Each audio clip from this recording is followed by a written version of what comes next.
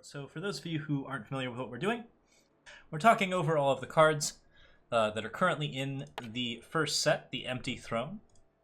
This time we're going to be looking at the time cards and going to be having a little bit of fun with that. So, same basic thing as before, guys. We are just going to go over each card. We're going to talk about strengths and weaknesses, what kind of decks they fit into, whether they're good in draft or ranked. Sometimes they are good in both, of course. And yeah, just generally go over each of the cards and talk about like just all of the different places that you can fit them in. Because most of these cards, there are very, very few exceptions. Most of these cards actually fit somewhere. So maybe this will give you some deck ideas. Maybe this will give you just a better idea of what the cards out here are like. Or maybe you just want to hear my opinions on things. I don't know. Anyways, Amber Monument is our first card. The monument that transforms into a 5/5 Reinhardt with Overwhelm.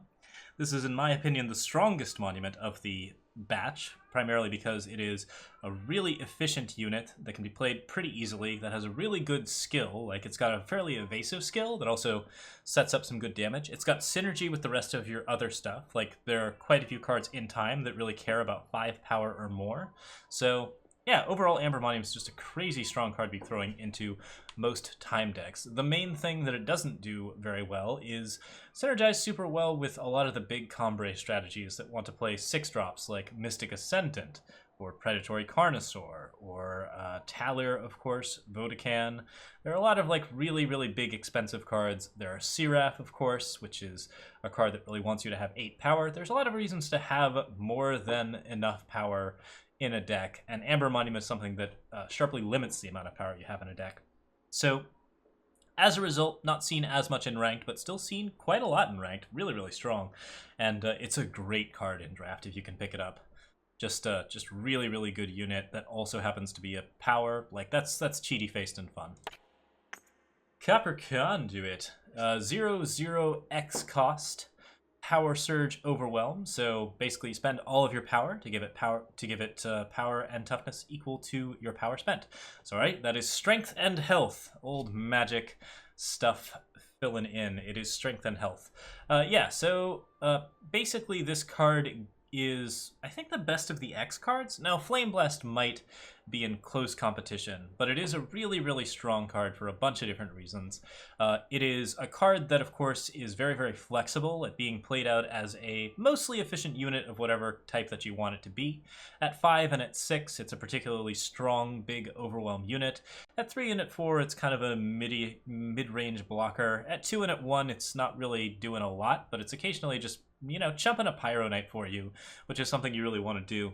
The thing where this really shines is that if you bring it back with Dark Return or Grasping at Shadows or Excavate, you can play it again, and it'll continue to gain cumulative power and toughness equal to your power spent.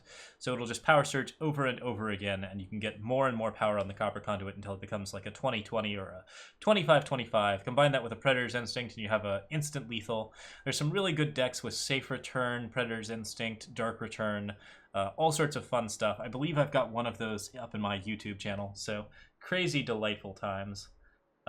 Yeah, so in any case, this card's really pretty good as both a draft or a ranked card, and very, very strong in both. It's not usually used in ranked for decks that have a really efficient plan, but it's a great filler card for if you're like missing a particular card in a slot. Sand Warrior. Now a 3/3 with triple time influence. I haven't seen enough of this card. It's very strong, actually. Like, it used to be a 3/2, and that just wasn't quite enough. But really, the stats on this card for a free cost are extremely good. There are reasons why this deck might not be good in a ranked deck. There are definitely reasons why this card isn't good in a draft deck. But I think overall, this card really belongs in quite a few token decks that haven't been using it appropriately. It's good. It's very good at generating super aggressive Combre-style decks. And you can do some interesting like Elysian stuff with it as well. I'm not sure if it's amazing in Elysian, but in general, the card combines very well with Xenon Obelisk, one of the more common time cards. So yeah, I'd say actually give this a shot if you haven't already. Excavate. Move a card from the void to the top of your deck. You gain 2 health. Excavate can't leave the void. People got really mad when that little bit of text was added that Excavate couldn't leave the void, but Excavate is not usually the card that you want to be excavating. There is a few cases where you might actually want to excavate, but in most situations, you want to excavate something else that's going to win you the game. And most of the time, if you're running Excavate in the deck, it's because you have some particular combo that's going to win you the game. Excavate is negative card advantage. It's not a terribly strong card in draft, but it's okay because it does give you a little bit of selection out of your void of useful cards or really, really good cards that are well worth playing. Yeah, Java, we've done some other card breakdowns. They're up on YouTube. We have the old ones, and then we're doing new ones to update to the current Eternal Throne set. Yeah, you can see those on YouTube, and also they'll be on Twitch VODs. So, yeah, Excavate here, card from the void, top of your deck. Yeah, so some crazy combos with this include Excavate Second Sight and Elysian Trailblazer, Excavate Static Bolt and Elysian Trailblazer. Anything you can do where you can put a card on top of your deck and then give it Echo is really, really strong. Excavate also works very well on Echo cards in general because it negates that card disadvantage that they tend to offer. As a result, it's also a good card to be combining with cards like Channel the Tempest, which, again, negate that card disadvantage and allow you to repeat really, really powerful effects that also draw you a lot of cards. Excavate is, however, a trap card. You really don't want to play it unless you have a very specific plan for it. Like, it will usually punish you in a way that you can't really determine that easily, which is to say that you'll run out of cards way more often with Excavates in your deck than you would otherwise, and you'll find yourself in really bad top deck situations, and it may not be readily apparent that Excavate is the card that really kind of screwed you there. But yeah, Excavate is very, very good for combo decks. I don't really like it in draft, but I think it's okay if you pick up a couple of good bomb cards and you really want a way to repeat those cards. And it has some really interesting synergies with cards that have Fate or Destiny or Crown of Possibilities, Second Sight, all of the cool things that you can do with cards that you basically want to draw off the top of your deck. Excavate can do some cool things with that. Humbug, 1/1 flying. This card is bah. Just bah. Yeah, it's not particularly amazing. It's a 1/1 flyer. It's pretty much on the razor edge of playable. Like, you could probably run it in a couple of like really aggressive flyer decks, but even in draft, I don't really think it's all that amazing. It's okay at carrying weapons. There was a version of this card called Seer's Companion back in closed beta that I really liked. That had another bit of extra text on it, but this one's more of a decreased complexity, more of a funny flavor type thing. And yeah, it's okay, but it's probably one of the weaker 1-drops that you can play. Infinite Hourglass. Your units have endurance. So I really like this card as a 1-of in most decks. As many people may know, I played this card in my Elysian midrange deck that we took to 3rd in the midseason major. I've played it in Elysian midrange decks quite a bit before. I've also played it in big Combre decks. I think one of my big Combre decks from like way back in the Scions League had at least one Infinite Hourglass in it. This card's an amazing sideboard card. It's a pretty good 1-of splash. You can even have 2 of them in some situations if you're really, really reliant on that endurance. Giving all of your units endurance is particularly good, not only because it is a really good way to take aggressive control of the board and establish some tempo on turn 1 that you wouldn't otherwise establish. Like, this is just a way to make all of your units stronger on turn 1. There aren't that many ways to do that. But the thing that's really cool about it is that it blanks a lot of removal. There's a very strong card called Permafrost that many people think is overpowered when they are just starting out. Infinite Hourglass is one of those cards that's designed to prove them wrong.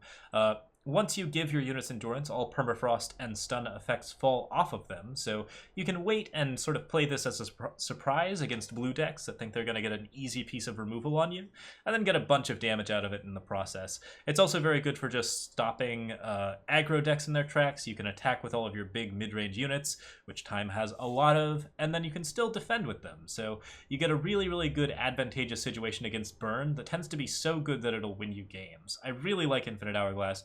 I can't stress how good it is.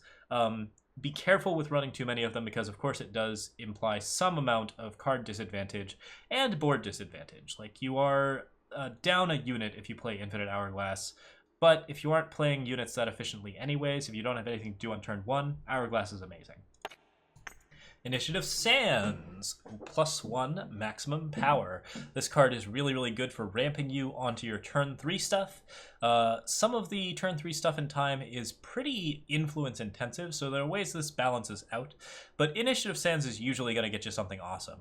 It's also pretty good in Xenon Obelisk decks in particular, because it benefits from Xenon Obelisk. It makes it so that you have 8 power for Xenon Obelisk more often, and in general it's just crazy strong. Like, it's just a really good card for pushing a more aggressive strategy. When time decks are feeling a little too dirtily in the early game, where they're just like, we're not doing enough to really combat the early game because we've got so many mid-range cards, Initiative of the Sands is the card that you include to sort of jump that gap, as opposed to playing a bunch of more early cards like Stormlinks or other things like that. You can really just jump into your mid-range with this. It makes it a really fun mid-range card in particular. And yeah, I think the card's crazy strong in both draft and ranked, because the ability to skip ahead a turn is always nice. And you really want cards that you can play down on turn 1 that your opponent really wants to deal with. If this is a big enough threat for your opponent that your opponent has to deal with it with a spell or some sort of card, then Initiative of the Sands is 1, because it's very likely that that card cost more to kill it than it cost you in terms of what you needed to play it.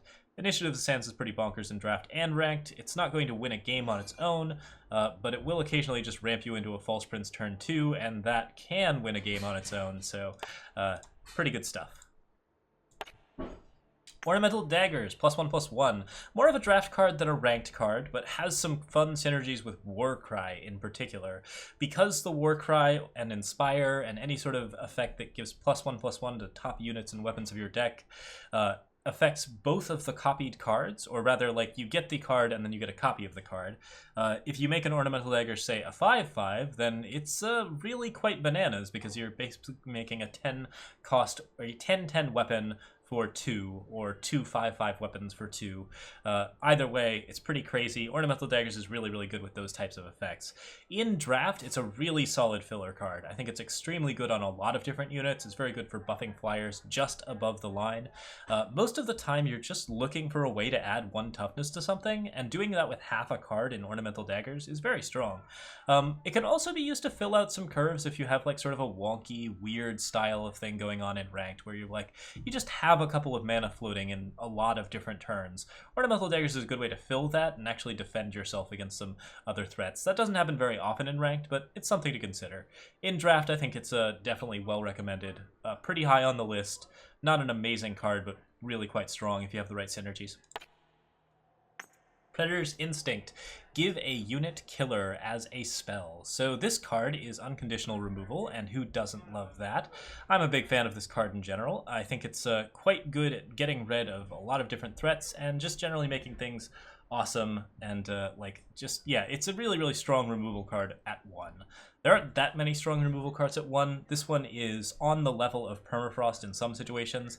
It can be a bad draft card because you have to have board advantage for Predator's Instinct to be worth it. You have to have some sort of larger unit that you can actually play and then Predator's Instinct it. So in draft, watch out for this card. You usually want to pick it up, but you also want to pick up a bunch of big units. If you pick up no big units, then you don't want to pick up Predator's Instinct. So yeah, card's pretty crazy if you're putting it on like a 5/6 Sandstorm Titan. It can be quite good in Elysian mid-range. I think it's pretty under par as far as removal goes for the most part, but it's good enough to be played in most time decks, which are generally lacking in removal. I think it's a pretty solid choice, and can really have some interesting synergies with cards like Dawnwalker, which come back from the Void and continue to have killer after they have been returned from the Void. That killer will refresh with every time that you safe return, or dark return, or Dawnwalker return, anything. It'll refresh, you'll get the killer again, you'll get to kill a unit again. That's always crazy fun. Sanctuary Priest. Empower you, gain 1 health. Card is actually good. Like, as a 1/1, it was pretty bad, and it got an extra point of health recently, and now it's pretty decent. You can put it in a lot of decks to just sort of stabilize you and help you push up to the late game, similar to how Initiative Sands does it. I've seen a very strong Crystal and Chalice Shimmer Pack deck that runs like 1 to 2 Sanctuary Priests, can be decent and ranked in that particular respect. I wouldn't run it in draft unless you're, like, just kind of hurting for cards. It's not amazing. It certainly blocks Oni Ronin and gives you a little bit of extra health in some nice situations. The benefit is really, really tangible, and you will notice it. It's not going to be big enough to win you a lot of games. It's just a decent one drop that actually does some amount of stuff. Yeah, overall, this card's reasonable, and I would recommend it in some ranked decks if you're playing a slow enough ranked deck. Sort of the slow control archetype. But anyways, Silence. Silence a unit as a spell. I don't see this spell used enough, I think, but it's not very good in draft, and it's not amazing in ranked. This is sort of half removal, so silencing a unit takes all of the card text off of the unit, which makes the unit a lot less threatening, but you still spent a card, and your opponent still has a thing on the board. If Silence were a fast spell, it might be a little bit more exciting. It's not, though, so that's really kind of a strike against it. It is cheap, which means that you can sort of fit it into some decks where you have a lot of card advantage, but you're spending so much power every turn that you basically, like, just, you know, like, you don't have a lot of time to, like, sit down and properly deal with some of the early threats. So in that case, Silence is kind of okay. In most cases, there's going to be better ways to silence units. Desert Marshal, Valkyrie Enforcer, and Dispel all pretty well outshine this card in both draft and ranked. Slow! Double the cost of a card in the enemy player's hand. This card is very strong if you are using it correctly. What using it correctly is something even I have yet to determine. It can be very good, however. So Slow is especially good if it hits any card in your opponent's hand that costs 6, 7, or 8. It makes those cards basically unplayable if your deck is in any way going to win a game. In a decent number of turns. So if you're like a mid-range deck to an aggro deck, then Slow can really actually push a lot of cards out of your opponent's hand. And Slow also gives you a full look at what is in your opponent's hand. You will see every single non-power card in their hand, which means that you'll have a complete picture of what is in their hand, apart from, like, basically what kind of influence they can generate. That's almost worth it to cast Slow in itself. But I think in general, if the meta is ever slow, then Slow makes the meta slower and allows you to sort of push past it and really get some cool stuff going on. In ranked aggro, I think it's really crazy. In draft, you can play it, but incurring card disadvantage on yourself can be really rough. And games do often go long enough that Slow will come back to bite you. You might end up like hitting a 4-drop with it. It becomes an 8-drop. That kind of sucks for your opponent for a little bit, but then later on he gets to play the 8-drop and you're down a card. So not as good in draft. Probably like a, you know, like sort of a D. But overall can be good, and if the strategy fits, then by all means run it. Water of Life. You gain 3 health for 1. This card is strictly better in almost every sense. Then Oasis Sanctuary, a card that we will not talk about in any great length. For 2 costs to gain 6 health, that is actually probably some of the most efficient health gain that you can get.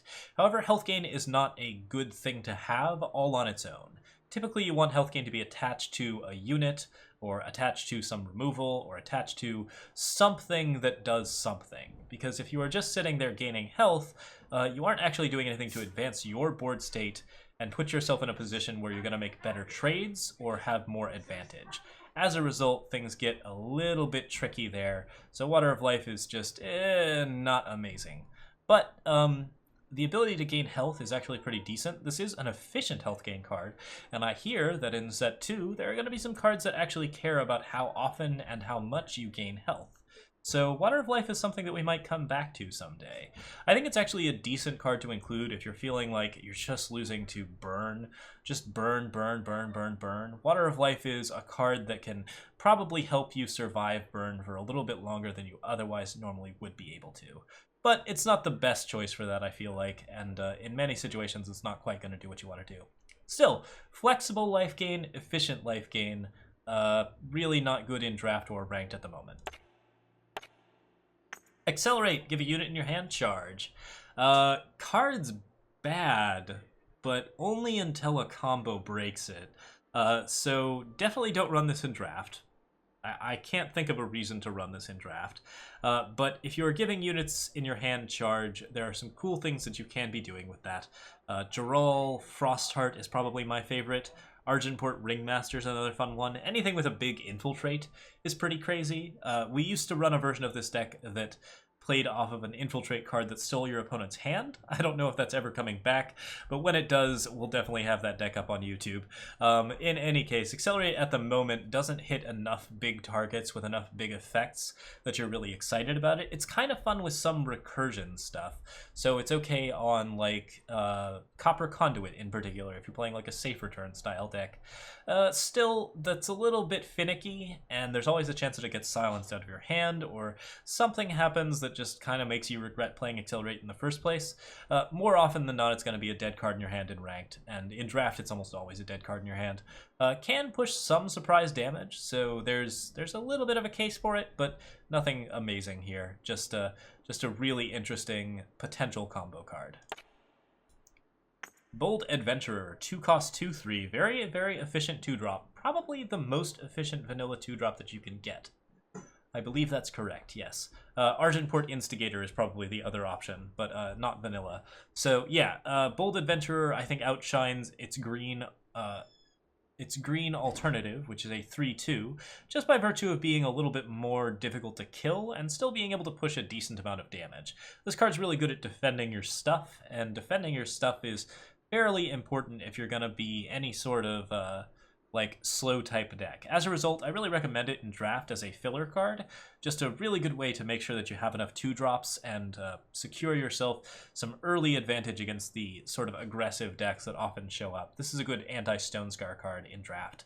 In Ranked, having no abilities is pretty damning, and there is a better card called Stormlinks for Elysian in particular, so not a lot of reasons to play this in Ranked. Ephemeral Wisp, 0/1, play Ephemeral Wisp from the Void, Empower. So this card always comes back, and there are some fun things you can do with that.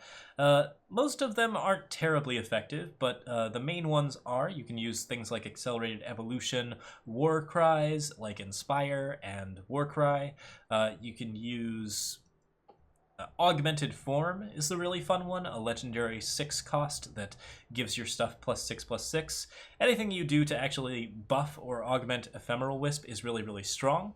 And there are a couple of new cards, Vault of the Praxis and Xenon Cultist, that work very well with Ephemeral Wisp. So Xenon Cultist, whenever a unit dies, it gets +2/+2. So very, very strong with Ephemeral Wisp, of course, because you can always bring back Ephemeral Wisp. And the Vault of the Praxis one is for whenever you play your second unit for a turn, you draw a card. If you have that down, Ephemeral Wisp is not likely to die, but basically going to completely block your opponent from attacking. Crazy good card for sort of wreaking a lot of permanent advantage, and also for stalling out and forcing your opponent to like be in kind of a situation where he doesn't get as much damage. This is a better life gain card than Water of Life in most situations. However, it is vulnerable to silence, so that's a little bit risky. Your opponent's playing Big Combre, which is still pretty popular at the moment. It's not great in Ranked. I think in Draft it's a decently strong card. It's not amazing, mostly just because it doesn't have any influence on the board. But if you have any way to make it bigger or give it any abilities, then yeah, definitely a really strong card in that respect. Find the Way. This is one of the Vara's Journey cards, I believe. Echo, draw a sigil of your choice from your deck. It is depleted when played. This card used to not play depleted power. It used to be called Secret Pages, actually, but there's a new Secret Pages, and Find the Way is its replacement. It's still crazy powerful.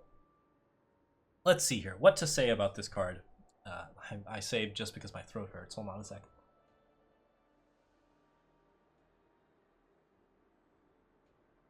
Oh, there we go. Okay, so Find the Way is really, really good at making it so that you can play 3-color decks and even 4-color decks. Just 2 of them in a 3-color deck is pretty amazing at actually drawing out most of the power that you need and making sure that you have a decent amount of fixers for like, just like a mid to aggressive tempo deck. If you're playing a 4-color deck, you can run like 4 of these with 4 Seek powers, and you'll still have a pretty good chance of hitting all of your different influence. I think Find the Way is crazy powerful at making sure that you can do a lot of really fun, slow things in time. There is a significant tempo loss to this card that is not to be denied, but it is a very strong card because A, it is very, very good at fixing power for any particular strategy you could want, and B, it draws you 2 cards for the price of 1. Even if you are spending 4 power on that effect, that's still a strong effect. Even if the cards that you are drawing are depleted sigils, that's still a strong effect. Being ahead on power and being ahead on cards is just usually a good thing. Find the Way is a really good way to do cool things with that. You can second sight and basically get more Find the Ways with this kind of thing. I wouldn't really recommend that strategy all that much. It's a good synergy if you don't have anything else to do, but really there's not a lot of extra value to be gained from just multiple Find the Ways in most types of decks. That extra tempo loss just feels a little bit off. All the same, it is just card advantage every time you do it, so well worth trying, and if you're playing a deck that really has a lot of good power sinks, Find the Way is much, much happier about that. It does have a tendency to flood your decks, but I would definitely recommend it in both draft and ranked. Friendly Wisp. When you play a unit with 5 power or more, draw 2 cards, 1/1 flyer. This one's a lot better than Humbug, to be sure. This deck really punishes decks that have low interactivity, so Big Combre is a big example of this. You can always silence Friendly Wisp, but there's so many other big silence targets, and oftentimes Big Combre has very few ways to deal with a card like Friendly Wisp, so playing just like a few of them can net you really, really serious card advantage. If you get the draw off Friendly Wisp, that is an extremely high advantage for you. Like, not only do you have a unit out, but you also drew 2 extra cards, and that's just really pretty crazy stuff. Friendly Wisp is a little bit undercosted, or a little bit understated for its cost, but it's well worth playing, and it's pretty crazy if you can actually get that 5 power unit or more. It will make a serious difference in your decks. If you're playing any sort of top deck war type situation, I think it's a crazy good card for mid-range decks in particular. Refresh. Give yourself or a unit +4 health. I like this card a little bit better than Water of Life in most situations. It's really nice for defending a unit that you really might otherwise lose. The cost is a little bit prohibitive. It's nice that it's a fast spell, though. You can actually use it as a sort of combat trick to get yourself into a position where you can be defensive in a kind of fun way. There are some cool things that you can do with this card, not a lot of them at the moment, but I think there might end up being more as time goes on, and it's probably a little bit undersold as a ranked card. Really though, health is not as important as strength, so it's not an amazing card in either situation. I wouldn't really highly recommend it for ranked or draft at the moment. Sauropod Wrangler! Your units with 5 power or more cost 1 less. This is a crazy good filler card for draft, of course. You can actually get enough of them and enough 5-drops. You have kind of an interesting deck. I don't like it in ranked all that much, just because Initiative of the Sands fills that slot so much better. And having a inefficient 2-drop is much worse than having an inefficient 1-drop. Like, a 2/2 for 2 is pretty low on the spectrum, tends to die to a lot of things, doesn't push a lot of damage, whereas a 1/1 for 1 is something that, like, your opponent kind of has to pay attention to, but also, like, slips under the radar pretty well, and, like, it was already going to be kind of weird, so it tends to have a slightly better effect. I don't know. This one's cost reduction isn't as good as the cost improvement of Initiative Sands, but it is still a card that you can consider to sort of buff your way up. However, time has a lot of different ways to do this, and we're going to talk about more of those as we go in. Synchronized Strike. Give your units +1/+1 this turn. This is a fancy draft trick. You can actually use this in draft token decks and get a decent amount of value out of it. It's probably playable in a ranked token deck that's very, very dedicated to killing your opponent very, very fast, but that's only after you've filled out with 4 different rallies. Like, I just don't think that this card does quite enough. There's a card 1 cost above this that gives permanent +1/+1, and there's actually 2 cards above this that give permanent +1/+1s. But in the right type of deck, you might actually be able to get a really interesting ranked combo deck that's like, or a ranked aggro deck that's just insanely fast with Synchronized Strike and manages to defend itself. I don't think it's going to be terribly common, though. It's certainly not popular at the moment. Draft, this card is okay, not amazing, but a decent enough trick, and you always need tricks in draft. Taller's Favored. Draw a time sigil from your deck, 0/2. This card definitely gives you a decent amount of advantage. However, it's... oh, yeah, I don't have a however. Taller's Favored is great. Yeah, so this card, all of the favors are really, really good. Having 2 power cards that actually get you time sigils is pretty crazy important because 2 power is the minimum amount of power that you can draw out of your mulligan hand. So these cards and Seek Power tend to count as extra power sources without actually forcing you to increase the amount of power in your deck. That's something fairly important for a lot of different decks. There are some interesting ways now with the new redraw system where these cards might be a little bit worse, but they're kind of statistical mathy things where you're like trying to get a particular combo piece. I don't think it's really going to make too much of a difference, and overall you're usually just better off running 25 power and then a bunch of favors. Taller's Favored in particular synergizes very well with Xen and Obelisk, but it's also decent just for defending your butt and making sure that you don't die to some early aggro or some big mid-range units later in the game. Can be kind of annoying, definitely has that like mild annoyance factor. Other than that, it's an extra time sigil in your deck. So yeah, definitely well worth playing, both in draft and ranked. OMG Telprote. So, put a unit into its owner's hand as a fast spell. This card is not card advantage. It is a way to slow your opponent down. Like slow, it actually does have a place, and it can be a very strong card in both draft and ranked. As a fast spell, that part actually makes this a really interesting trick in draft, because if you get an interesting double block or something, you can always teleport, and then that double block becomes a single block, so your teleport has reaped some amount of advantage as well as some tempo advantage. But it's mostly used in like really aggressive Combre decks or really aggressive Praxis decks that just want your opponent to not have their big blocker. You play it over and over again, you get that teleport going. You can play it at the end of your turn if you like don't have a drop for your turn. So your opponent like plays a Sandstorm Titan, you teleport that back into his hand, then you attack in for everything on your next turn. Yeah, really good for establishing that type of tempo. There's an obvious card advantage loss, which you should probably be aware of. Temple Scribe. Tempo advantage. So tempo advantage, Ishmael, is basically the idea that you are developing your board and pushing a bunch of stuff onto the board so that you can be more aggressive and defeat your opponent. Like, basically, if you have more stuff on the board, you're favored to win, not only because you have more stuff on board, but also because having more stuff on board makes it harder for your opponent to deal with any one particular card. Like, it's hard to block a bunch of units, it's hard to kill a unit when you have like a bunch of different choices. Like it's just really difficult if you're already snowballing for your opponent to recover and prevent you from getting extra damage with every attack that you're making. So establishing tempo is really important. If you lose tempo in the first couple of turns, so like say you play nothing and then you go to like 3 or 4, then you don't play anything until like 3 or 4 and your opponent plays a bunch of 1-drops and 2-drops, you're not likely to win that game because even your 3 or 4 drop isn't necessarily going to actually allow you to basically just stop all of the stuff that's already on the board. All your opponent has to do is play a counter to your cards every time that you play a card. That's a basic description of tempo. I think there's a better one in my Eternal Basic series if you're interested in those. Temple Scribe, you gain 1 health and draw a card for 1.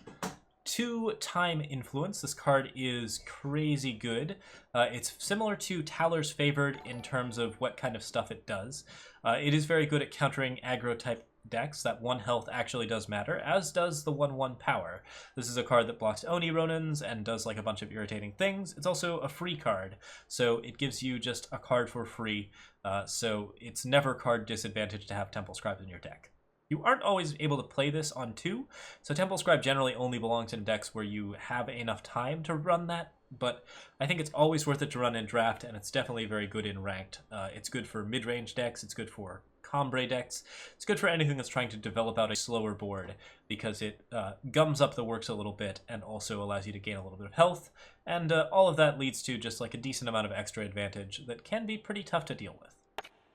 Also good with Xen and Obelisk, good with Shimmer Pack. Voice of the Speaker, 1/2, your power cards have Echo. So this card is not amazing. Oh, Scribe is awful in draft, you think, Rekenner? I don't know. I would rate it as a solid, like, B or C. As long as you have the time, I think it's right. But, yeah, if you don't have the time, then it's a little bit trickier. Voice of the Speaker, your power cards have Echo. So this card generates extra advantage with every power card that you draw. The main disadvantage to it is that it is extremely understated. Like, a 1/2 for 2 is pretty bad. You'll notice that Sanctuary Priest is not like even on the high end of playable, and it's a 1/2 for 1. This card has arguably a weaker effect than Sanctuary Priest because you can't actually get the effect on the turn that you play it. So Voice of the Speaker can be pretty tricky. It's very good for with Vodachan in particular, because if you have Vodachan Temple Speaker out, every card that has power, every power card has Destiny, and you draw 2 power cards, so you draw 2 cards, that'll combo you out real quick. It's also pretty good for just like making sure that you have enough like stuff for your big Combre type stuff. However, there's a lot of different cards that do this. Tower's Favored, Temple Scribe, Amber Acolyte. There's so many cards in Time that already get you a bunch of power that Voice of the Speaker doesn't do that quite as well. However, it is strong in certain combo archetypes, and I can see you playing it in draft if you're really worried about getting enough power for Empower effects or for like that really big bomb that you want. I think that Voice of the Speaker can still get you there, and it's certainly not completely underwhelming in that respect. The main problem with it is just that it doesn't trade with anything and it costs a little too much. So yeah, a little bit tricky there. We skipped Ageless Mentor. Ageless Mentor is a card that, if played in draft, often just wins the draft right there and then. So you can certainly pay attention to that. All units in your hand with cost 4 or more get +2/+2. There are some great draft targets for this card. Karmic Guardian is a particularly good one. There are some cards like the 1/5 Flyer Tower Top Patrol. Lots of different cards that cost 4 or more are usually cards that aren't very good statistically, but have some sort of useful effect that you want to play anyways. Joral's Frostkin, the Sharpshooter, the 2/2 Rebel Outlaw, I think. Yeah, there's just a lot of different things that you can hit with this, and hitting a big unit with this just makes it really hard for your opponent to deal with in draft, because units that are bigger are just a lot harder to deal with for your opponents. Most of the time they don't have a lot of solid removal on that front. Ageless Mentor is also like almost decently statted. It's usually capable of at least trading with something, so yeah, crazy good card in draft. In ranked, I would recommend it if you're playing like a cheap deck. It can be okay in some mid-range archetypes. I think it's actually pretty good at sort of filling that space because you don't have that many good things to play at 3. So there's a definite case for it, and it's a really good filler card if you're like still hurting for certain legendaries. It's also very good in particular with Twin Brood Sauropod, which is the Echo card that costs 5. So that's a pretty good use for it as well. Amber Acolyte. Draw a sigil of your choice from your deck, a 2/1. This card is crazy good in ranked, and it's also crazy good in draft. Like, I think that either way, you definitely want to play it. So, card fixes very well for any particular color, while also still being a unit that benefits from Xenon Obelisk and from other like buff effects that you might have. So Amber Acolyte is really good with Finest Hour, Xenon Obelisk, Stand Together, any of the like basic time justice type strategies that you're really going to be likely to be running. It also works okay at just trading with like some pretty aggressive stuff. Having 2 attack is just good enough in most situations. And Amber Acolyte drawing you a free sigil, not only of your choice, like, yeah, a sigil of your choice is just very, very good stuff. Like, basically this card gives you no definitive card disadvantage, fixes influence in a way that you desperately need in draft and ranked, and also doesn't cost you in tempo all that heavily. So yeah, I really, really like Amber Acolyte. I think it's a crazy strong card. Can die to things like Vara's Favor. That hurts, but it doesn't hurt that badly. Clockroach. 2/2. Summon Clockroaches in your hand and deck, get +1/+1. This is a really, really fun design. One of my favorite designs on the set. So overall, it's really, really quite powerful. You can continually get Echo cards to duplicate in a lot of fun ways. We've talked about this quite a few times, but Second Sight, Twin Form, Excavate. Anything that puts units on top of your deck will cause you to have more and more clockroaches, and clockroaches, if played consistently, will get very quickly out of hand. So these cards can usually end up as 6/6s and 7/7s for 3s, and you tend to have just an infinite amount of them if you're building a ranked deck around clockroaches. So yeah, pretty fun stuff. In draft, it's better if you have some of the cards that actually basically duplicate cockroaches, but they still represent a decent amount of just like weighty units that you can trade with. They will cost you in tempo. They're a little bit slow. They're not terribly stat efficient until about the third one. So like basically like the one that you play second is good enough in draft. The one that you play first is kind of awful in draft. So yeah, if you can actually get some way to get more cockroaches, I recommend it in draft. In ranked, this card is pretty crazy, and it's the key card in the Clockroach Clockpocalypse deck, which you can see on my channel, or you can just like sort of look up anywhere. Crown of Possibilities is just like a really strong card with this, giving it a bunch of different skills, giving it echo. It's crazy fun. Dawnwalker. 4/1 Overwhelm. When you play a unit with 5 power or more, play Dawnwalker from the Void exhausted. This card used to not play exhausted, and it was completely bananas because you'd give it Predator's Instinct and just basically become this ridiculous killing machine. As of now, it's pretty well balanced, and it's definitely a very strong card. If you get it in draft, I think that's a really excellent pickup.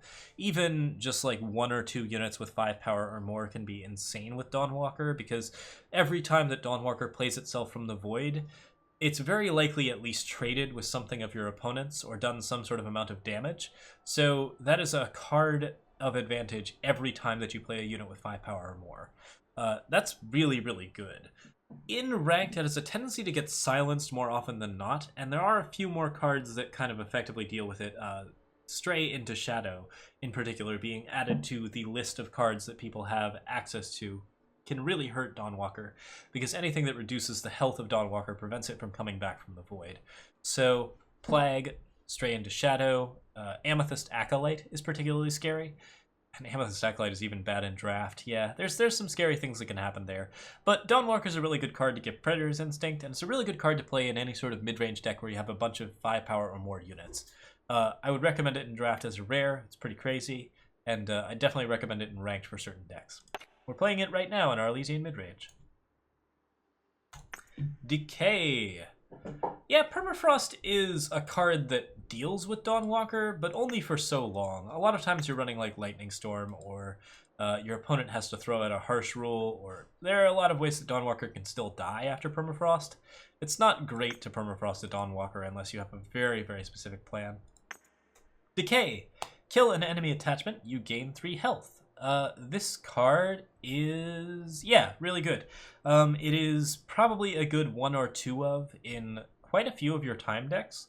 I think that this card is usually just worth including 1 or 2 of as tech. 1 is probably the most that you want, I think, if you're completely unaware of the meta and you have no idea what's being played, because sometimes people just don't play attachments. But I would say that's pretty few and far between, those types of events. And the attachments that Decay can kill are really quite relevant. And not only that, but killing an enemy attachment not only usually benefits you quite seriously, like if you can hit a relic or a relic weapon before it does what it's really designed to do, that's really good, but also that 3 health is actually really good in terms of establishing like a little bit of extra health. We've talked about how we want our health gain to be on other forms of cards. We want them to be on removal. We want them to be on cards that trade. So yeah, Decay is an example of how that can actually be good, and it's a very good counterpart to its sister card in red, Ruin. It costs 2 more, but the effect is still very good, and as a fast spell, I quite recommend it in ranked. In draft, I often pick this, but rarely run it. It is okay, because certainly your opponents can do some pretty scary things with attachments that it's nice to have an answer for, but most of the time it's a dead card in hand, and that feels really bad. Determined Stranger. 2/2 strangers have +1/+1, so automatically a 3/3. Can be silenced to be a little bit weaker, but that's okay. This card's really good in draft, and yeah, it's probably one of the stronger strangers in ranked. You can actually run some stranger decks in ranked with Determined Stranger that will work. I would point to a Feln Stranger deck that I have seen that actually uses Determined Stranger in addition to Feln Strangers, Soaring Strangers, and then like a bunch of stuff that actually benefits from Feln Strangers, giving you blue and purple. Yeah, this card is actually pretty decent. Like, it's pretty well statted all on its own, and then it also makes other strangers a lot scarier in a way that most other strangers are not right now. Determined Stranger is the bread and butter stranger. I think he's probably the most important stranger to be dropping at 3, and yeah, well worth it for that. Strangers aren't terribly powerful right now. I expect they will get more powerful soon. I would honestly expect to see a Stranger Queen or Stranger King of some sort sometime soon. So yeah, this card definitely worth coming back to at some point. At the moment, above average in both ranked and draft in many situations. Dispel. Oh, the fact that your opponent might be running Stranger for fixing as a significant downside. Yes, obviously you want to run Stranger with other strangers. So if you are running Stranger all by itself, that's not good. Don't do that. But if you have any amount of fixing strangers, pick up Determined Stranger. And you should have those fixing strangers because they're really good cards in draft. Okay, Dispel. Silence a unit, draw a card. So this card is too slow, I would say, to be extremely useful in ranked. Like, most ranked decks are going to be doing some other things, like establishing Desert Marshal and Valkyrie Enforcer on 2 and 3. Dispel just draws you a card, and that's usually not quite enough. Like, we talked about how Silence is kind of like a little bit weird in terms of how little tempo it establishes. Dispel also doesn't establish tempo. It is a free card, so that's really nice, and that's a reason why you want to run it in draft, because there are a lot of things in draft where, like, basically the best cards are the cards that are just a little bit evasive, but, like, can in some way break a stall. And Dispel makes those cards into useless humps of slag. So yeah, really, really good in draft for that particular reason. Probably no more than a 1 or 2 of, but good for just establishing some tempo. Dune Phantom, 0/6 flying ambush. This is a card that establishes no advantage of any kind, but it's not awful in draft. Like, it's actually okay. And in ranked, I can almost see it. I've actually seen people run this in ranked back in, like, closed beta, and I'm not sure if it was a good idea, but it is an okay life gain card in that respect. This is one of the situations where, again, like, having a big unit that just blocks a bunch of damage is usually always better than having a card that gains life. So yeah, Dune Phantom's kind of cool in that respect.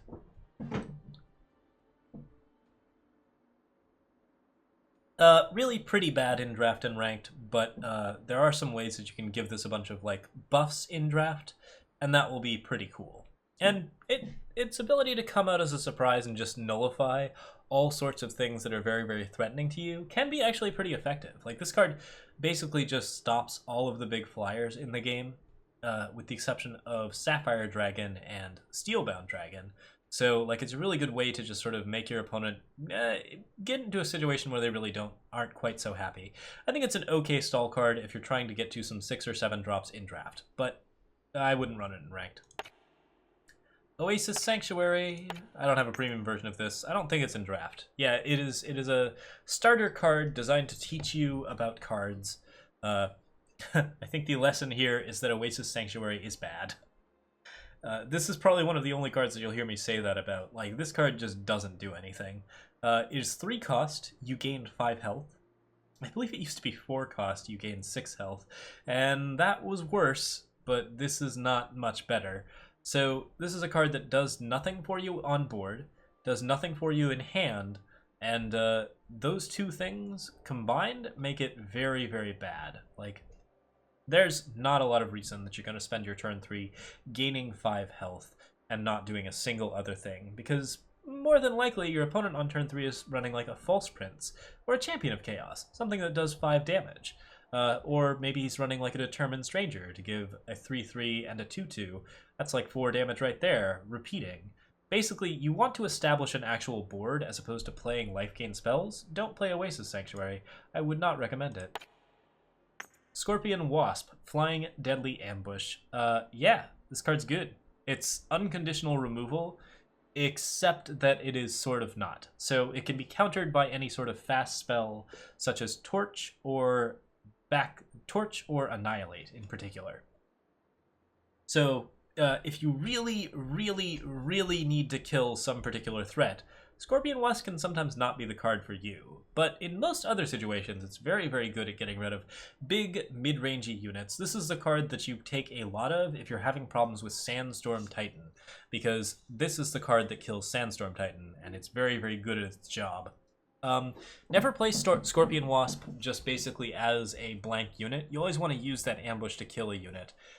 It is an even trade, so this card will never give you a lot of advantage. However, it is usually very good at getting rid of threats rather efficiently and turning some boards that would otherwise be fairly bad for you into pretty good boards.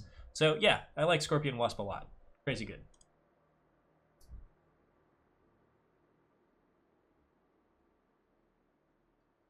Okay. Secret Pages. Play a sigil of your choice from your deck depleted. Card's really good for ramping. I really like Amber Acolyte a little bit better here for just playing a sigil. Like, Secret Pages is essentially a sigil that sometimes plays...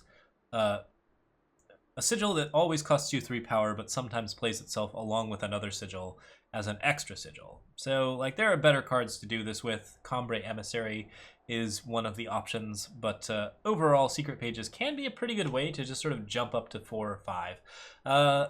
In Ranked... yeah, I'm pretty okay with it in Ranked if you're running the right type of deck. There are not as many of the right type of deck as you would like, but a couple of them might exist. Anything where you're just really trying to get to those 5s and 6s, Secret Pages is very good at doing. So Martial Ironthorn, I think in particular, is the big example of a card that you might want to drop on like turn 5 or turn 4, just nice and early, and Secret Pages can help you do that.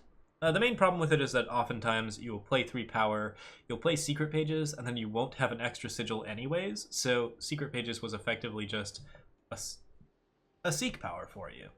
It is nice that it's a fast spell. You can play it as a combat trick, so I actually really like it in draft for that reason, because you can play it to make a District Infantry or an Awakened student into a slightly bigger creature all of a sudden as a surprise, which is really, really good.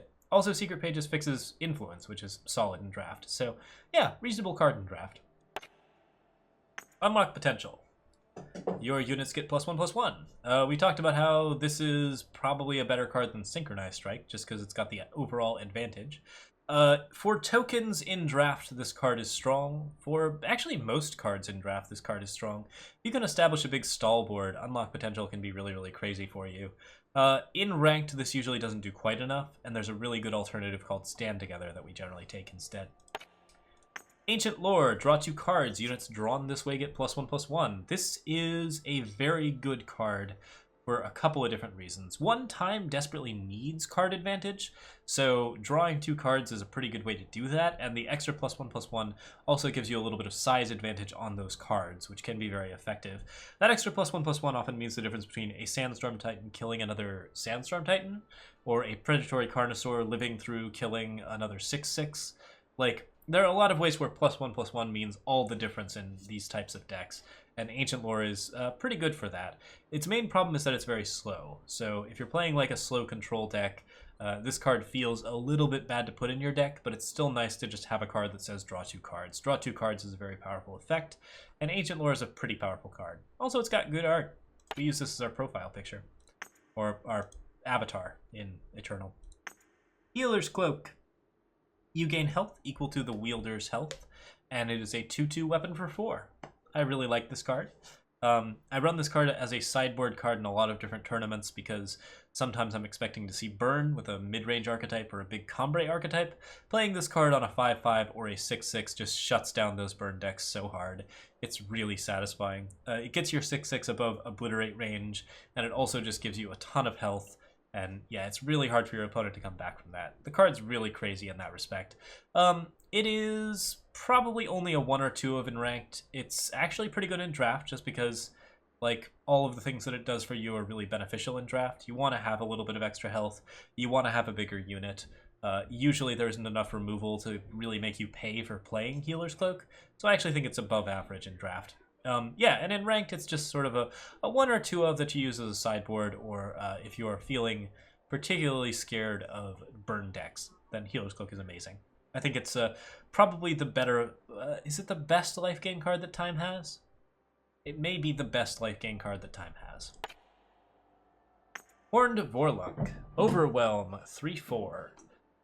So I've talked about this card a little bit before, and like, it's interesting, right? Like, it is a common 3/4. The stats are underwhelming. They're not good. I actually like. It's actually even like kind of bad in draft. It's just a little bit not there. It doesn't quite get past most of the other like 4/4s and 5/5s. It's not very good at blocking a lot of those cards. It can be decent because it's decently statted. Like, it's got enough to sort of get there.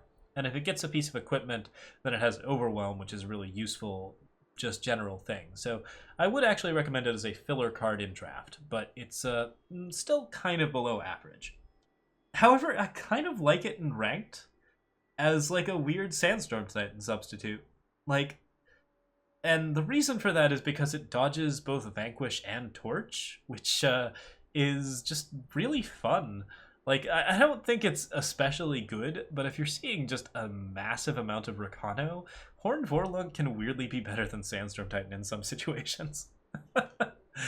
Mostly the card's not very good. I wouldn't play it in basically any situation, but yeah, if it was just nothing but Rakano, and you're just like, oh man, I've just played Sandstorm Titan into Vanquish 7 times today, this is just kind of a fun thing to do.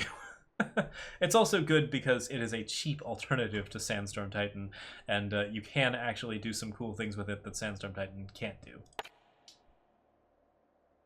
Alright, Marison's Disciple. Do I have a premium version of this? No, I do not. Okay, so choose and play a 1/1 Scorpion, 2/2 Locust, or 3/3 Sandcrawler. This card's only big downside is that it is not Sandstorm Titan. And this is a thing we're going to have problems with all of the 4-drop units. Horned Vorlunk has this problem. Marison's Disciple has this problem as well. However, it is a Swiss Army knife that does an amazing amount of cool things. So generating a 3/3 Sandcrawler is usually amazing. Just 5 power stats, or 5/5 in stats for 4. That's pretty grand. And also those stats are divided among 2 different units, which means that cards like Xenon Obelisk, Synchronized Strike, Unlock Potential, Stand Together, all of those become really, really good with Marison's Disciple, and those are the types of decks that you should be looking to put it in ranked. In draft, this card is just amazing. Like, it's always going to solve at least one problem, or it's going to generate a lot of threats and trade in really bad ways for your opponent. Like, there's a lot of cool things that happen here. So the 3/3 Sandcrawler is really, really good for stats. The 2/2 Locust is very, very good for pushing damage in situations where you would not otherwise be able to push damage. So if you get into board stalls, Marison's Disciple can suddenly just solve a board stall. And it can also create a board stall, because it can play a 1/1 Scorpion, and the Scorpion has Death Touch. Or Deadly, rather. Sorry. Yeah, it's also probably important to note that the Sandcrawler has Overwhelm, the Locust has Flying, and the Scorpion has Deadly, because otherwise that doesn't make any sense. The Scorpion has Deadly, so sometimes the Scorpion gets silenced, and that feels kind of bad, but you still generated 2 units and forced your opponent to spend a silence on half of that unit, so it's not really awful. I think the Scorpion's a really good way to create board stalls, the Sandcrawler's a really good way to overwhelm your opponent, and the Locust is a good way to just end a game with a board stall. So Marison's Disciple does a lot of different things. That's really important. These types of cards are very, very powerful, and it shouldn't be underestimated. Definitely play it in ranked in the right token type decks, in anything with Xenon Obelisk, in anything where you can like really generate a lot of units and take advantage of that. It's also good with Vault of the Praxis because it plays 2 units, so it automatically draws you a card. So yay, fun! But yeah, in draft, absolutely you would take this in every type of deck. Like, this card is just dang good in draft. Praxis Displacer. You may put another unit into its owner's hand. So this card is very, very good at establishing tempo. It's not a terribly efficient unit. It does have enough power to be kind of aggressive. So if you're playing a deck that's really, really front-facing, basically aggressive Combre, then Praxis Displacer is your card. It's actually okay in draft as well for exactly the same reasons. Your deck needs to be somewhat aggressive, but the one fun thing about Praxis Displacer is that you can use it to put a unit with weapons into its owner's hand, and the weapons will fall off and go into the void. That's a way that Praxis Displacer can actually gain back that sort of card disadvantage that it often incurs by being an understated unit. In both draft and ranked, only pick it if you are an aggressive deck. Do not pick it if you are a slow deck. Titan.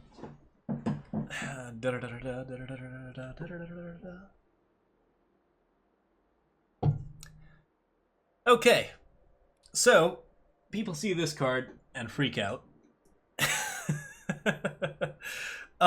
This card is a 5/6 with endurance. It says that units can't fly. That may seem like all upside. It's not. Having your units unable to fly is actually usually kind of an issue for both Combray and Elysian, where Sandstorm Titan is pretty heavily played. Combray decks are almost always running Valkyrie Enforcer, and Elysian decks usually want to run something like, well, any number of flyers or Champion of Wisdom. So Sandstorm Titan usually actually negatively affects your board more than it affects your opponent's board. But that ability to actually shut down flyers is very useful, and Sandstorm Titan fills a very useful place in the meta by making those decks too weak to be commonly played, or at least like overly played. They are still decently common. Do I have any tips for draft tunuses back? Yeah, we've actually done a couple. You can check out my RNG Eternal article on it, and I'm gonna do some videos on it too.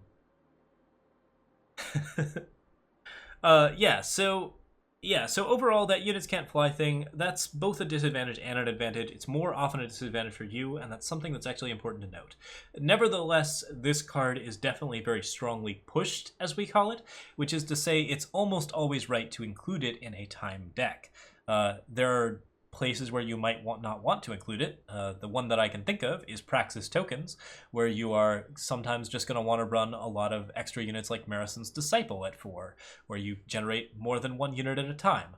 Still, most of the time Sandstorm Titan's going to really fill a spot for you and do some awesome things and be really great. Sandstorm Titan is hard to get past. It pushes damage really well. It makes aggro decks very unhappy, which is good because this is the first card that you're going to play down that really makes aggro decks unhappy at 4 in time, and by that point you're already suffering from aggro quite a bit. So this is something that you really, really need to make sure that you can combat those aggro decks. Yeah, so overall the stat line is really, really solid. This card should be played in both ranked and draft. Obviously, if you get it in draft, it's bananas.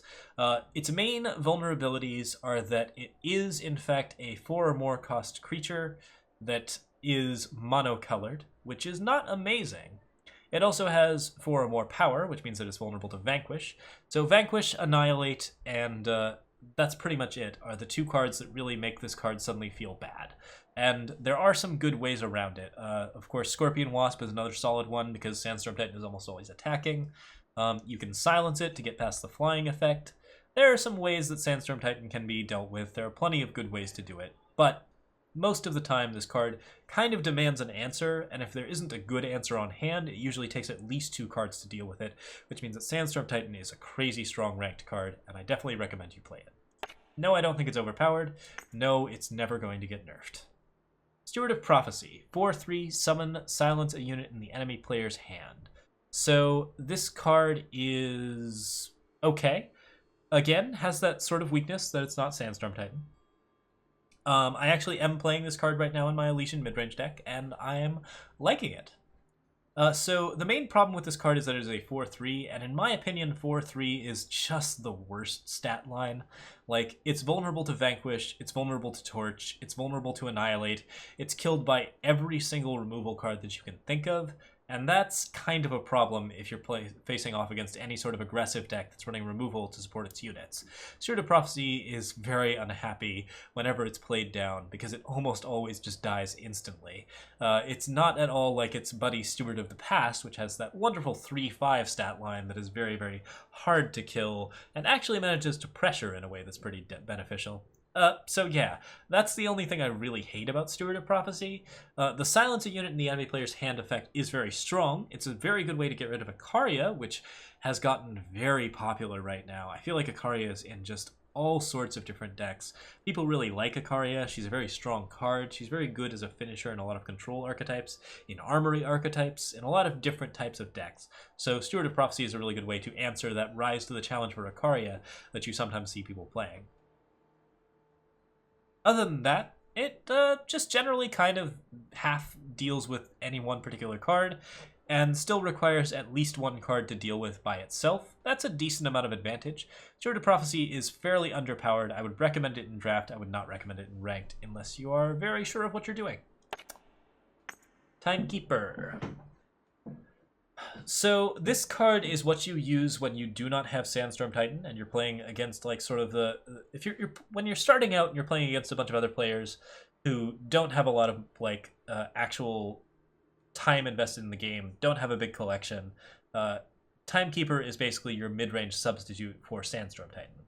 And it actually has an advantage, which is that it can be bigger than Sandstorm Titan, especially in mono-time type decks. So that's always cool.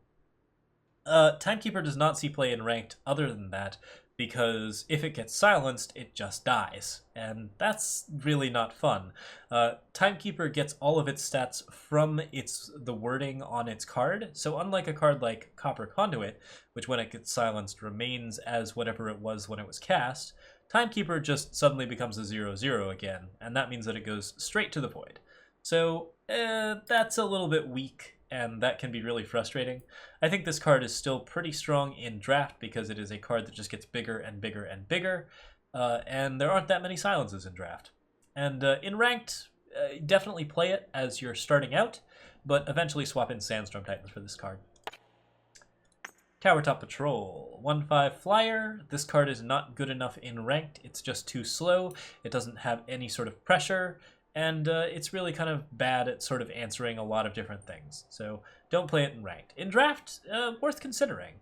It is one of those cards that deals well with Ageless Mentor. It's fun with Healer's Cloak. It's fun with any sort of weapons. It's good at blocking and creating board stalls, which are situations that you actually actively want in your time decks in draft. So yeah, Tower Top Patrol is pretty solid at creating a lot of different situations.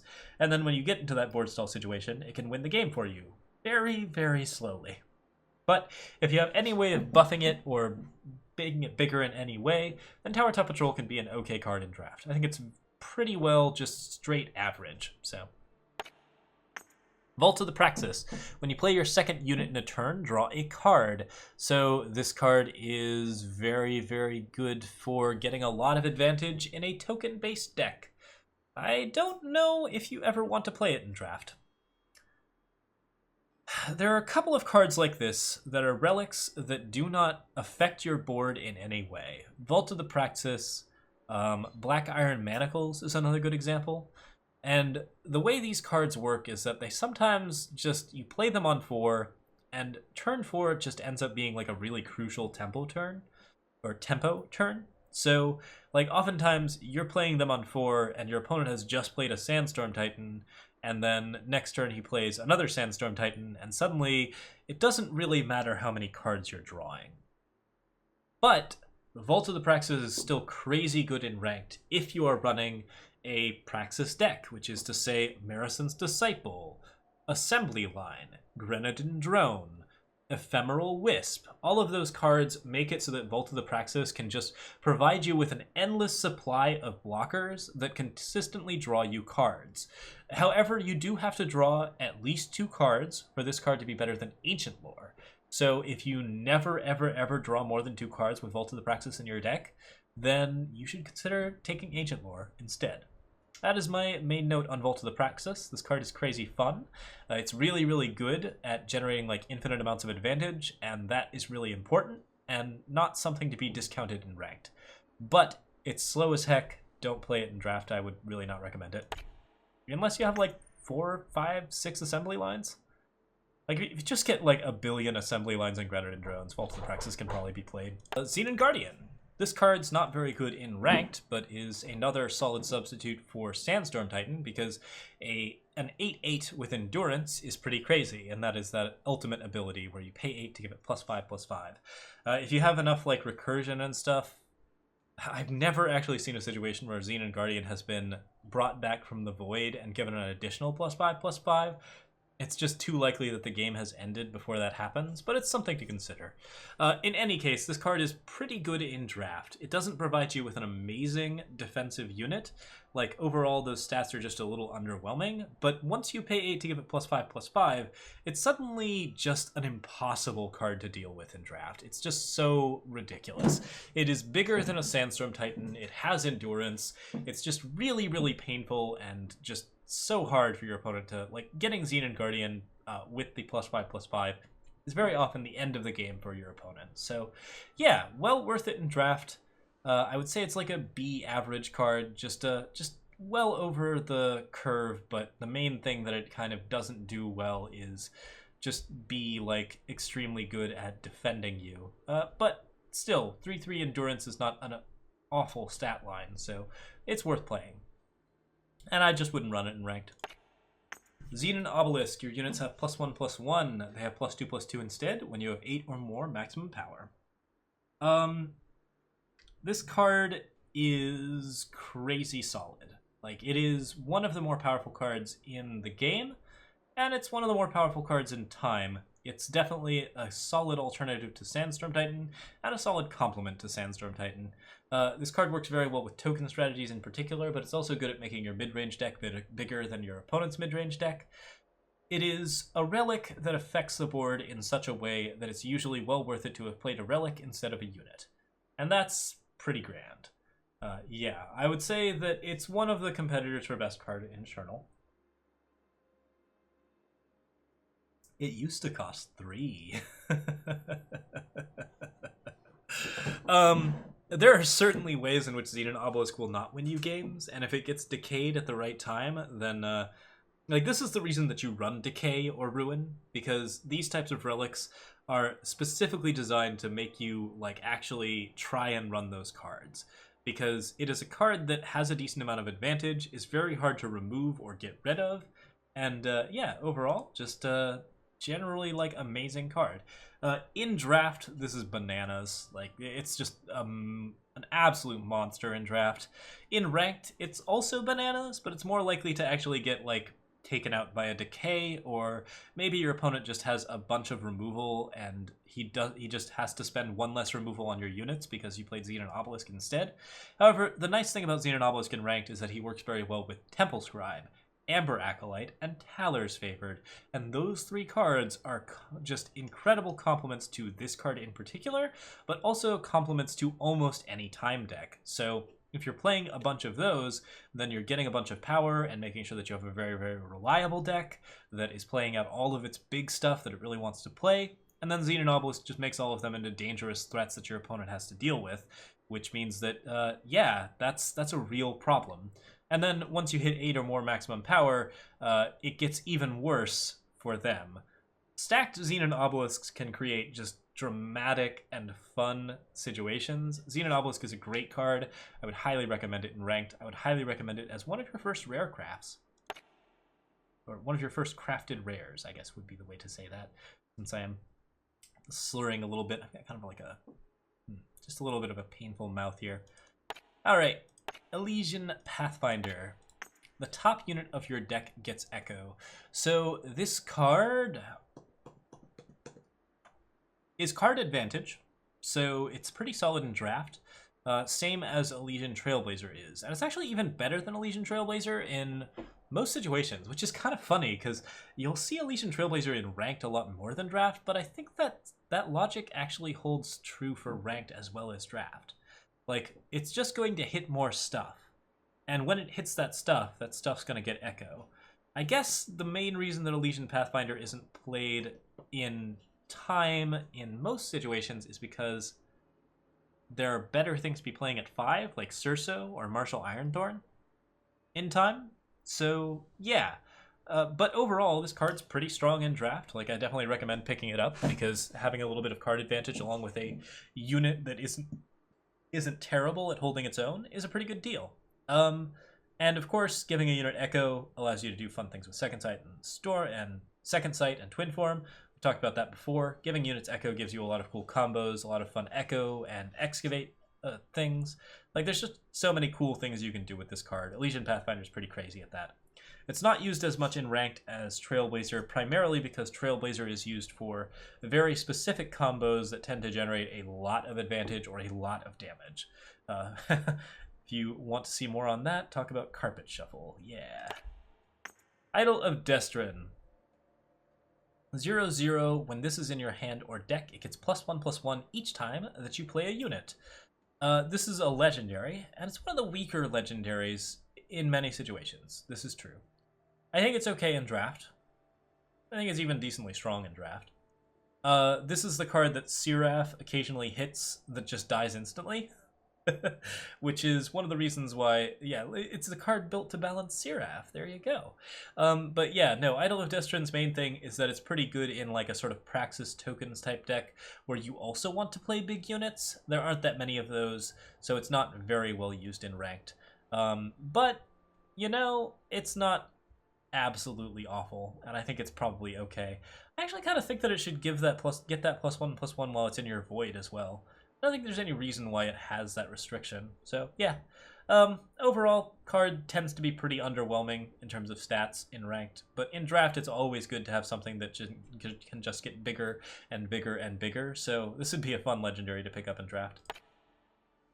Lumen Defender, 1/5 deadly, summon, you gain 5 health. This card's very, very good in draft because it almost always trades with something. It stalls the board. Once again, Time really likes to stall the board in draft because it knows that it's going to win if it gets to its late game. And it also gains you health, and it gains you a lot of health. This card gains you so much health that it's actually good in ranked as a counter to burn. It also has enough health that it's actually good in ranked as a counter to burn.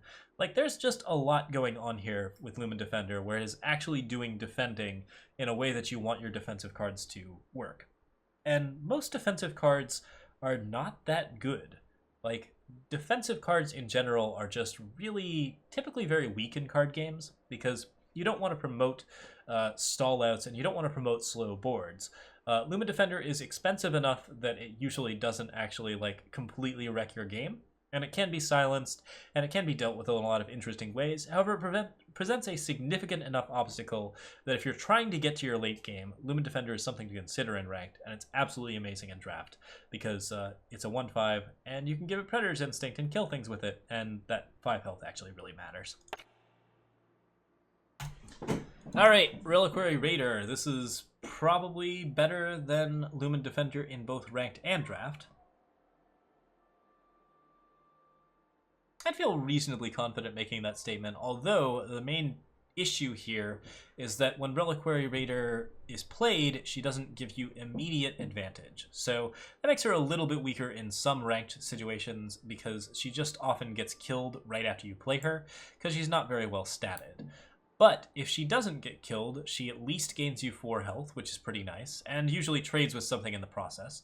And then whenever she attacks, she draws a card. That effect is extremely powerful and is the reason why she's so understated. This card is very, very solid to be playing down early in your ranked endeavors when you don't have a lot of good legendaries. This is a really good substitute card for that type of situation because she's just very good at drawing a bunch of extra cards and generating card advantage and trading in ways that really, really help her out. Yeah, I think she's overall just crazy strong. But she's mostly not that strong in ranked just because removal is so prevalent. In draft, she will do bananas things for you. If you can equip her, all the better. If you can give her Killer, all the better. Giving her Killer will allow you to automatically draw a card on the turn that she is played. So 6 cost Reliquary Raider plus Predatory Instinct tends to be a really good card advantage play.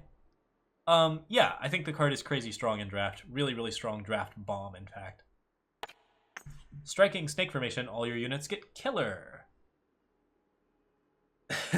What if the unit is shown throwing a book at something? What? Throwing the book at him. Oh yeah, fair enough. I guess I sort of see it. Yeah, sure.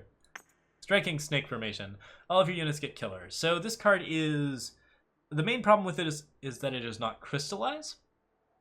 Crystallize will often just win a game for you, whereas Striking Snake Formation just generates a bunch of advantage for you in a situation where you're already in a position of advantage. So yeah, basically the idea here is that if you build up a big enough board, Striking Snake Formation is the way to end the board stall and get across and kill your opponent. Crystallize does the same thing in blue, but if you're not in blue, then by all means pick it up, because it's a really solid card for basically just making sure that your opponent's board is completely empty. I might even recommend it in some Combre decks. I don't think I've really ever seen it in Combre. I think it gets sort of flies under the radar there. But yeah, it's pretty solid in those particular respects.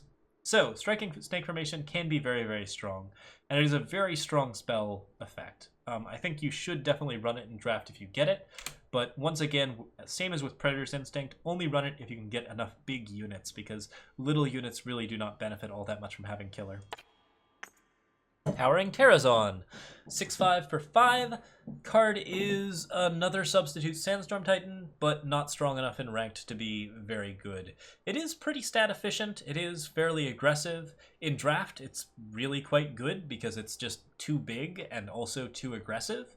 So yeah, play it in draft, don't play it so much in ranked. It's a vanilla unit, so we don't have too much to say about it, but it does fill that 5 slot extremely well in draft. Twin Brute Sauropod fills the 5 slot even better in draft. A 5/4, significantly worse in terms of stats than Towering Terrazon. Does die to a lot of things that Terrazon will not, and doesn't always have the best of blocks. But being able to just draw an extra 5/4 is really, really good. And Twin Brute Sauropod is actually one of the better Echo cards in the game. This card is just pretty bananas and works very well with Second Sight, works very well with Twin Form. If you have those cards in your deck and you have Twin Brute Sauropods in draft, then all you have to do is sort of get to your 5 drops and you're pretty well favored to win. Yeah, in ranked, I actually really like it. I think it's another solid alternative to Sandstorm Titan, just if you want to build mid-range decks on a budget. And yeah, overall you can do a lot of really cool things with it. This is another good card with Crown of Possibilities decks. One of the great alternatives to Clockroach for just generating things that are really, really scary and hard to deal with. Divining Rod, +3/+3, summon, play all units in the top 4 cards of your deck that share a skill with the wielder, discard the rest. So this card is not as good as it used to be. It used to be pretty bananas because it was a 5 and it was a +2/+2, but overall the advantage of Divining Rod can be pretty good. The main thing about it is that it's actually pretty hard to build a deck that effectively uses Divining Rod. Like, you actually have to have something like 25 units, I would say, at the minimum. I don't know. You have to have like a decent amount of units that actually share skills, which is to say you have to have a lot of flying units, a lot of overwhelm units, a lot of deadly units, a lot of endurance units. However, all of those are cool decks that you can build with Divining Rod, and Divining Rod is so cool. Oh my gosh. Yeah, I have had a lot of fun with this card. This card used to be the popular Flight School card, so it was very, very good in a flying deck. I used it to great effect in my Greed Dragon deck, which was an Overwhelm explosive deck. It's very, very good in a deadly deck because you can use it to get Vara the Fate Touched. What other combos have been okay? It's okay in Warcry decks, not amazing, but yeah, Overwhelm, Deadly, and Flying at the moment in the Empty Throne all present some really interesting possibilities to build decks around. And there are other skills, of course, that you can explore. I've definitely done it with, I think, every battle skill in the game, and it is only battle skills, which is to say, oh, I guess it can be any skill, can't it? I think it's only battle skills. I think that's actually like somehow not correct. Can't remember for sure. But yeah, Divining Rod can do a lot of cool things. The odds of it getting 4 cards off of Divining Rod are not very good, but even getting 1 off Divining Rod is pretty decent. Have I ever used Second Sight Rod to guarantee I hit a thing with it? The answer is yes, but as many times as I have built that deck, I don't think I've ever actually managed to cast that combo. Lumen Shepherd, 4/6, Fate, play a 1/1 Wisp. Card's pretty strong in draft. I think it has a place in ranked if you're running like a Praxis Tokens deck, but it's not amazing. But yeah, no, in draft this card is a big unit that is hard to deal with and very good at defense, and it plays a 1/1 Wisp, and Wisps are good. So yeah, like this card gives you a little bit of early game and a little bit of late game. That flexibility is really nice. It's really important in draft because you want to actually like get to your late game and then also have stuff to play there. In ranked, there's just not as many advantages to playing 1/1 Wisps out for free. However, it does do cool things like activate your banners immediately so that you can get particular types of influence if you need them. It does things like... what else? Oh yeah, so like if you're playing like a Feln deck and you want to play your Twilight Raptors every turn, you can just play your Feln banner after playing a 1/1 Wisp. Yay! Yeah, so like there are some dumb things to do with Lumen Shepherd. I don't know if any of them are amazing, but I actually kind of like that idea, and now I'm going to have to go build that deck. Anyways, yeah, Lumen Shepherd, not that great in Ranked, really strong in Draft. Could be better in Ranked, depending on what we see. Mystic Ascendant, empower +2 and draw a card. Card is bananas in Draft, card is bananas in Ranked. You usually play this on 7, which means that it is a slow late game card that doesn't win the game. And that is its main weakness and the reason why you might not want to include it in certain decks. But if you do play it on 7, you will get a free card back. You'll have a 6/6 that your opponent has to silence or kill in some way. If he can't kill it, you will very quickly spiral the game completely out of control. A lot of big Combre decks are running 4 of these, and I don't think it's a bad idea. It's also pretty good as a 2-of in some situations, if you're like not feeling quite as slow of a deck. Just a good way to refill your hand at the end of a long game. It's a wonderful top deck. It's really quite strong. It can force you to kind of hold power in your hand in a way that's not great, but other than that, Mystic Ascendant is just bananas good. Really, really solid. Does everything you really want it to do. Doesn't have a perfect answer to it. Steward of Prophecy's kind of close. Passage of Eons. Silence all enemy units, kill all enemy attachments. I've actually liked every iteration of this card worse than the last one. The previous version was Passage of Ages, which was a 5-cost that destroyed all enemy attachments, or destroyed all attachments, and then gave you a bunch of 1/1 tokens, which I thought was a really fun design. It wasn't a very good design, but it was a fun design. They made it a little better by making it kill all enemy attachments, but that also removed some of the fun of it for me, because it didn't generate as many tokens, and that was a little bit weird. Now it silences all enemy units, and it is too expensive. Like, at 6, it's just so slow, and really at 6, you really want to be doing all sorts of other things that are better.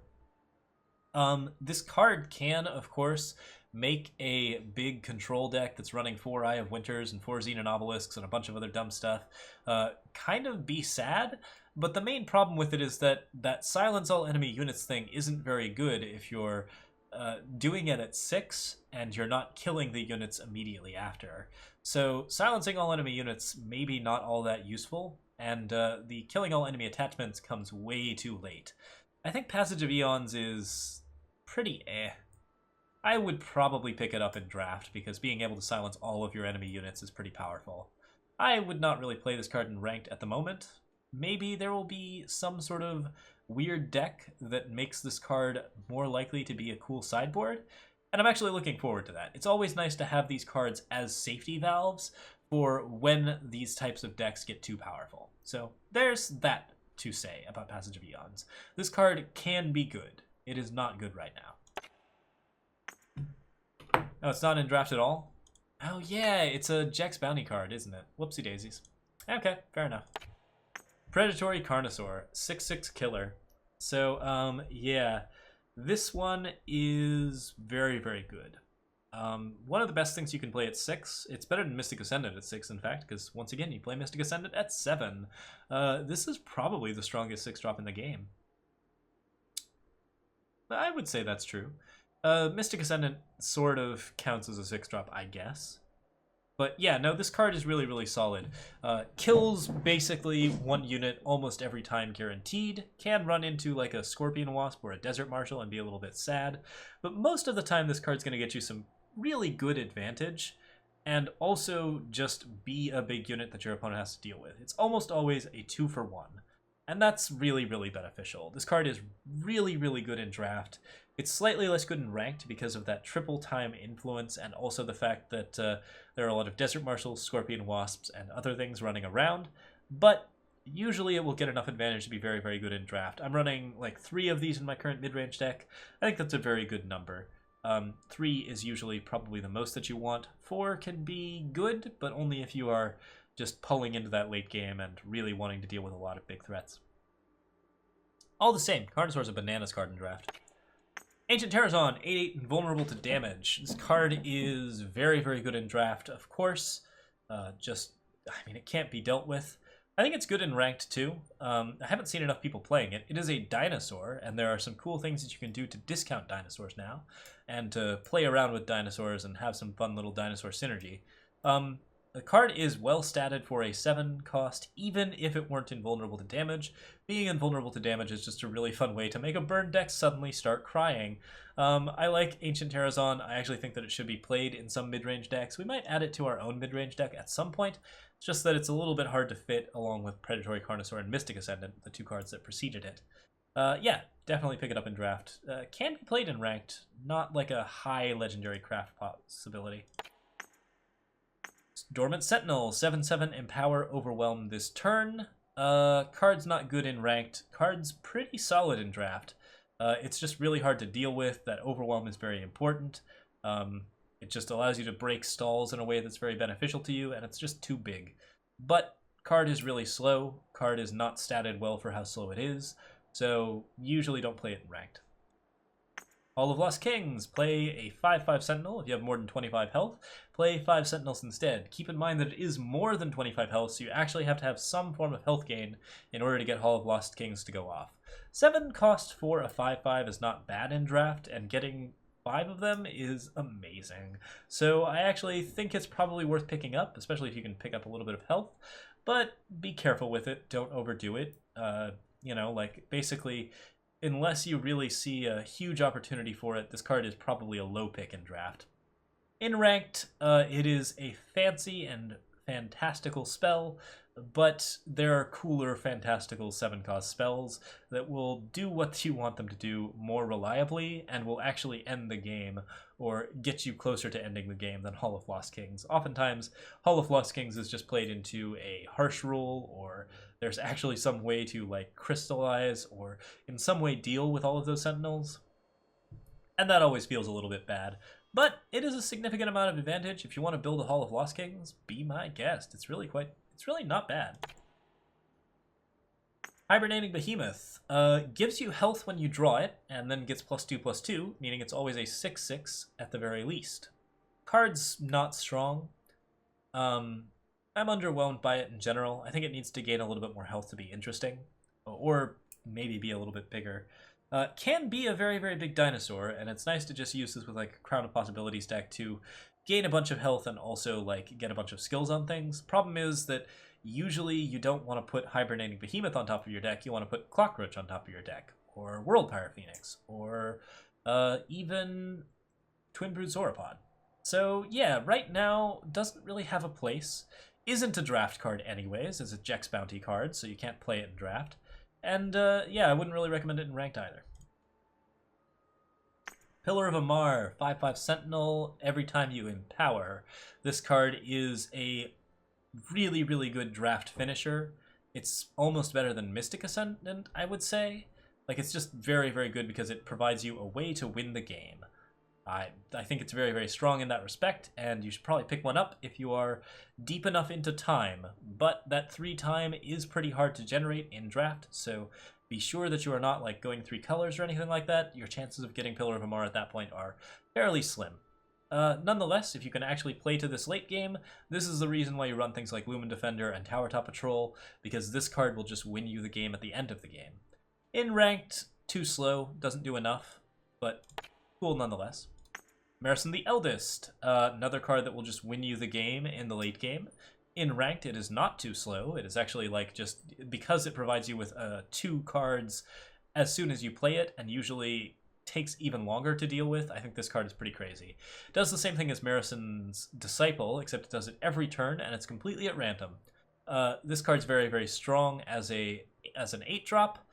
It's pretty hard to play 8-drops right now, and it's still vulnerable to Vanquish and Annihilate and other things, so it doesn't get played a lot, but it is a decent finisher in some control archetypes. Tyler, Who Sees Beyond, 6/6 Overwhelm, your time units have destiny. A little bit more unreliable than Marison at getting you a bunch of cool time units, but if you can actually get it to happen, she will fill your board but good. This card has some really good combinations with Vodachan in particular. If you have Vodachan, all of your power has destiny. If you have Taller, all your units have Destiny.